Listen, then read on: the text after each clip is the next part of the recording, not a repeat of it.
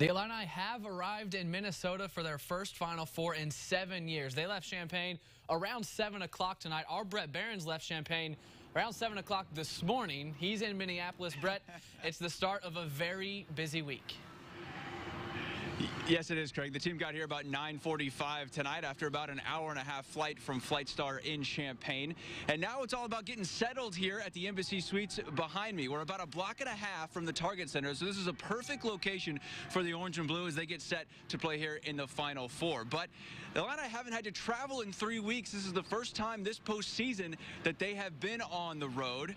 And that number 3 seed really helped the team as they got to play at Huff. But now it's back on the road, and they've been very good away from Huff Hall this season, 17-1 in all. It's a busy week, and so tonight it's all about getting rested up for the next couple of days. Quite a whirlwind after beating Wisconsin, just the flooding of messages, congratulatory and good luck into this weekend. And, it's an emotional drain over these couple of weeks. You're playing with your backs against the wall, but happy to still be surviving here. And, we'll be ready to play on Thursday. And here tonight, get a good practice in tomorrow, some film session, and some other NCAA stuff, signing autographs and such. So it'll be fun. The girls are ready. Everyone's in good spirits, and happy to be here representing Illinois. We will be at that open practice tomorrow as well as Illinois gets set to take on Nebraska at about 8:30 on Thursday night. Now, the interesting thing is it's finals week, Craig, and so a couple of the players still have some finals to finish up here in Minneapolis tomorrow, and you combine that with everything else that they have to do, and they're really putting the student in the student-athlete first, Craig.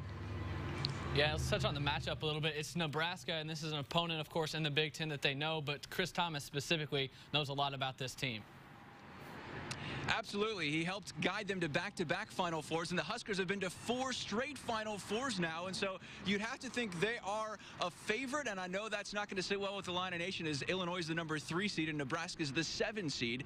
But at this point, Nebraska is red hot, and so is Illinois. That's what's going to make this matchup so fun. The one thing I do want to hit on, Craig, is that the Big Red has plenty of experience in this Final Four setting. You heard Chris talk about all those NCAA mandated things that they have to do, and that all gets started tomorrow. That's why getting a good night's rest tonight is so important. And so there's a lot to do here off of the court. How they handle that will determine a lot as far as the match goes on Thursday. If they can focus and just take it one match at a time, which Chris has talked about all season long, they've been able to do that so far.